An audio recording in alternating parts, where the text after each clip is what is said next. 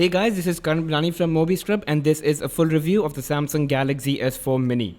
So it is running Android 4.2.2 Jelly Bean. Almost the latest 4.3 is out, so hopefully it's going to port itself. 4.3-inch Super AMOLED screen, running off a 1.7 GHz dual-core processor supported by 1.5 GB of RAM. It's fairly thin, around 8.9 millimeters, and comes with 8 megapixel camera. If you ask me why is it called the S4 Mini, well, it's called Mini because I can very easily wrap my fingers around it and it's not really a problem. It's called S4 because it has the same look and feel as that of the S4, and as you can see, it's got the same chrome bezel. It weighs really light, just about 107 grams, and I can easily play around with it. Very comfortable to be used by one hand. It's a very, very appropriate size for those who can do away with smaller screens. The obvious comparison is going to be with the Galaxy S4, and here it is. So as you can see, the S4 is definitely larger, and S4 Mini, as the name suggests, it's just a miniature version of the Galaxy S4. Even in terms of thickness, the difference is only 1 millimeters, with the S4 being thinner. In terms of performance benchmarks, it shouldn't be much of a surprise to you. The S4 Mini definitely has a lower configuration as compared to the S4, and thus has lower scores. Now the S4 Mini on the left edge has the volume rocker. On the right edge you've got the power and lock key, and on the bottom you've got a USB 2.0 data syncing and charging port, and at the top you've got a 3.5mm headphone jack along with IR LED port. So basically you can use this as a remote control for most television set-top boxes and so on. The display is a 4.3-inch Super AMOLED screen with a resolution of 540 by 960 pixels. The great thing is that it does not catch any fingerprints. It doesn't attract any fingerprints unless, of course, you have a screen protector on top. We'll talk more about the display later in this section. Now, it's got a 8 megapixel camera with autofocus and LED flash, and no, it does not take as good pictures as the Galaxy S4. At the back, you've got the same plastic with polycarbonate glaze on top, and you've got the same the print, the dotted pattern that you saw, the diamond pattern that you saw on the S4. At the back, this is a dual SIM model. So you've got 2 SIM card slots and a micro SD card slot. Micro SD card slot is obviously expandable to 64 gigabytes of memory. And as you can see, you've got one slot on the left, and then there's another slot on the top. Other versions or other international versions might not have dual SIM. So this is running Android 4.2.2 Jelly Bean. It is almost the latest. With this, you obviously get a lot of new features, and I'm going to talk about all of them. In terms of performance, this is TouchWiz Nature UX that Samsung keeps boasting about. And as you can see, the transitions or screen animations are really nice, very, very smooth, flawless. Just like the S4, there are plenty of preloaded applications such as Samsung Apps, Samsung Hub, the All Shared, which is now Samsung Link, Watch On, S Translator, S Voice, and Group Play. So you've got all of those Samsung loaded phone stuff going on there. And then you've got multiple widgets that you can place on your home screen to make your life easier. As with all Samsung phones, you've got quick setting toggles right with the swipe down of the notification tray. And the interesting thing is you can tap on that and you can have all your quick setting toggles displayed in one spot. So you don't have to keep hunting for them, makes your life a lot easier. If you go inside settings, you see these 4 new sections now, and we'll explore them later. For now, let me just show you the About Device section, and if I tap on Android version, there you go. Android 4.2.2, ladies and gentlemen. You've got the usual touch keys on the bottom. So you've got the menu key, which if you keep pressed for a while, you'll see Google Now show up. It's taking a while right now, it's not configured, but anyway. Long press the home key, you've got the task manager, and you can browse through apps, enter them, or even close them down right from there.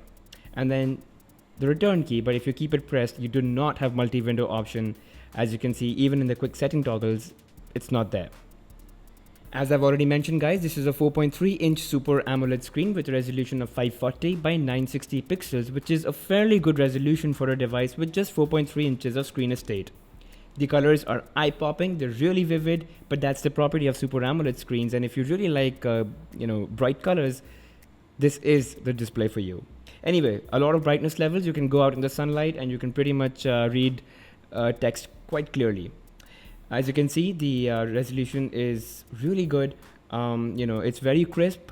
And even at angles, the colors do not wash away, the text is still readable. So very, very wide viewing angles, just as you would expect from the Galaxy flagship devices from Samsung. Just like in the S4 Mini has Adapt Display. So it pretty much adapts to the environment, the lighting conditions, depending upon if you're playing a movie or if you're looking at a picture, it automatically adjusts the color tone to suit your eyes.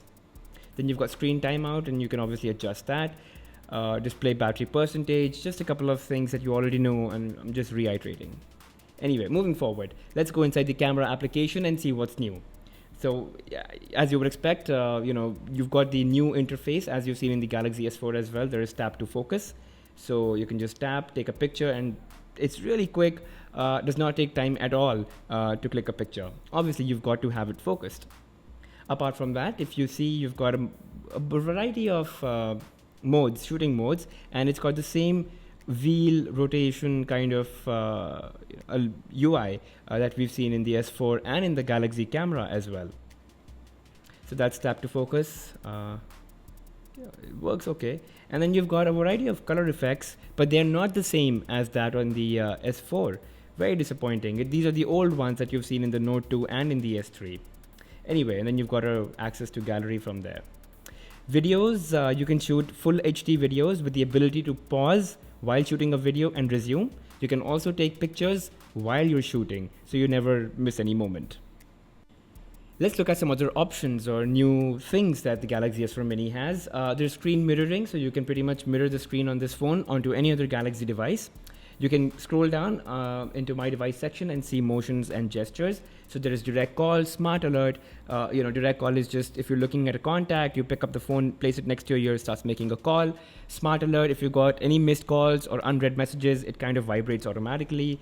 Then there's palm motion. So if you go inside palm motion, you'd see mute or pause, right? You basically cover the screen with your palm, and it automatically pauses or mutes your phone. Then there's smart stay, it stays on as long as you're looking at it, otherwise it just dims down to save battery. In blocking mode, you can disable pretty much everything, any notification, alarms, or incoming calls for a desired period of time. Say you're entering a meeting or you're going off to sleep, but you would still want to be reachable for certain contacts, such as your family, your wife, your girlfriend, and so on. The extended notification tray, which actually has all the quick setting toggles, makes it really easy to put them on and turn them off. It saves a lot of time, and you don't have to hunt for them too much. And let's not forget, guys, this is a TV remote after all. So you can pretty much choose from any manufacturer out in the world, for example Samsung, and you've got a full-fledged remote. Even if if you have a set-top box like from Sky, you've got all of those functionality inside. In terms of gaming, this is a 1.7 GHz dual-core processor with 1.5 GB of RAM. I'm playing Modern Combat 4 here, and guys, it's absolutely smooth. There's just no lag of any sort, no skipping of frames or anything. It's just absolutely smooth. So that's it, guys, about the Samsung Galaxy S4 Mini. It's a beautiful piece. Just makes life a lot easier because it's not as big as other devices, which are tough to fit in your pocket or very difficult to use with a single hand.